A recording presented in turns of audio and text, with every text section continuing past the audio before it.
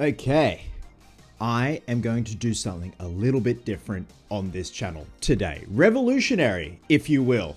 I am going to talk about Batsuits. Genius. So this story popped up on my YouTube feed a couple of days ago, and it had always been in the back of my brain, my little pea-sized brain. I thought, that's a fun video to talk about. It's a nice little tidbit. It's a nice little did you know fact about Batman Forever from 1995. So today we're going to be talking about the original concept design, the original sculptures, the original maquettes of what could have been, Val Kilmer's original and Sonar Batsuit from 1995's Batman Forever. But an interesting little thing, one of these designs made its way to the final action figure line from 1995. Not just the Batsuit itself, but also a design element of one of the cowls.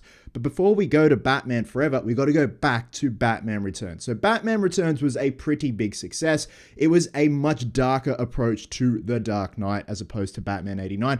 I actually prefer Returns over 89. And don't get me wrong, 89 is a brilliant film, but I love the Tim Burtonisms of Batman Returns. To me, that is like fucked up, gothic, dark Batman. And of course, we had Michael Keaton, Tim Burton returning. Now, when Batman Forever was rolling around and gearing up, at that stage, Michael Keaton and Tim Burton were still on as director, and Michael Keaton still on as Batman/Bruce Wayne. Then things just didn't work out. I don't think Keaton liked where the story was going, so he dropped out of the project. But during that time when he was still on board, and Tim Burton was still on board as a director before he went down a notch to producer, which I don't really think he did anything for the film. They just put his name there as a producer. But during this pre-production stage, they started work on the Batsuits. Like, you need a lot of leeway. You need a lot of time and prep for these suits. You know, it can be months, weeks, even it can be years at some points with certain suits, with R&D, sculpting, fabrication, all that stuff, testing as well, like so many camera tests to make sure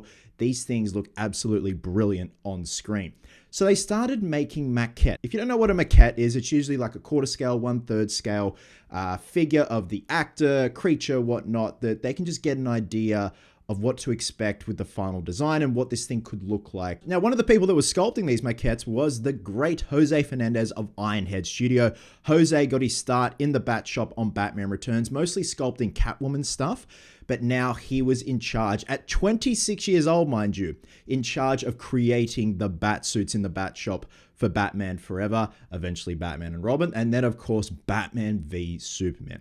So you see these photos here, the original Michael Keaton Batsuit maquette. We have the main looking suit, which, you know, is very similar to the final Panther suit that Val Kilmer wore, and then we have this interpretation of the Sonar suit. So pretty similar with this design. You know, it's hard-edged lines, especially when it comes to the obliques and stuff like that, but you can see it's on a maquette of Michael Keaton. That is indeed his head sculpt. And then when Michael Keaton dropped out and Tim Burton dropped out as director, Joel Schumacher came in, things sort of changed, and then obviously they had a new Batman. They had Val Kilmer. So certain aspects of the design of both suits, the Panther and the Sonar suit, sort of stayed the same, but then they had to, you know, put it on a new actor. So they went ahead and started with the full-blown life-size sculptures. As you can see right here, there is the Panther suit and also the Sonar suit. Now, I had never seen these photos until I was doing research for this video. I love seeing photos from the Bat Shop, and I can only imagine there's hundreds, thousands more out there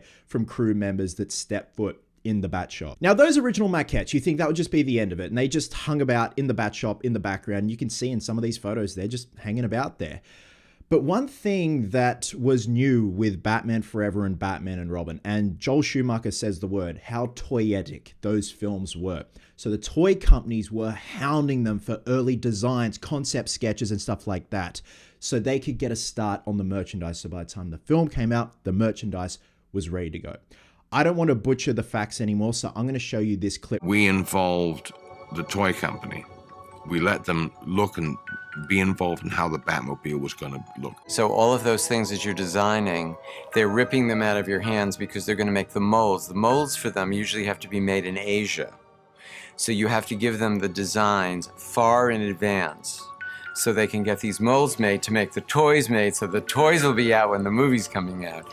So everything that we did was, can you make it bigger? Can you make it better? So it turns out some of these early concepts had made its way to the toy manufacturers, and they just assume that's the final design. So you see this maquette right here?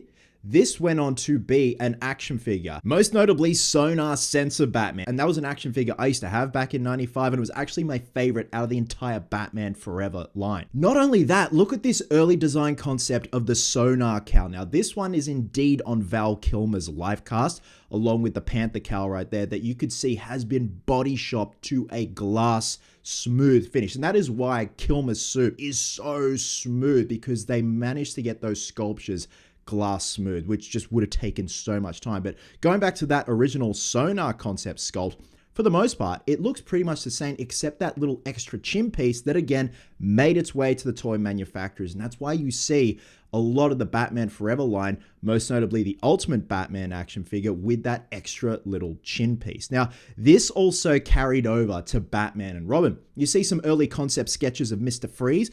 Well, those action figures actually came out looking like the early concept sketches before they finally released the final look of the Mr. Freeze armor in the film. So this is a much more accurate representation of what Freeze looked like in the film. And there you have it, guys. That is how some early maquette designs of Michael Keaton / Val Kilmer's early Batsuit designs made their way to the toy manufacturers and became immortalized forever. Love you guts, and I'll catch you in the next one.